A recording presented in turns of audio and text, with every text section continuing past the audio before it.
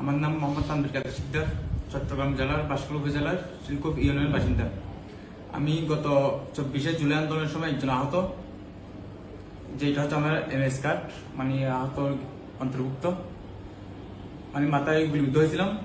এরপর আজকে 20 তারিখ চট্টগ্রাম এনসিপি আসার উপলক্ষে, এনসিপি কেন্দ্রীয় নেতারা আসার উপলক্ষে বাঁশখালীতে মানে মাইকিংয়ের প্রচারণা দেখতেছিলাম। হঠাৎ মাইকিং সকাল থেকে মাইকিং বের হয়েছিলাম, মানে সকাল 10টা থেকে বিকাল 8টা, রাত 8টা 9টা পর্যন্ত মাইকিং ছিলাম। হঠাৎ মাইকিং শেষ করে যখন যাচ্ছে, হঠাৎ বিএনপি নেতাকর্মীরা এসে মানে গাড়ি থামায়। তেমন ফলো বলে যে ও এনসিপি সমর্থক বা এনসিপি সংগঠন, এটা বলার পরে আমাকে গাড়ি থেকে নামে ফেলে।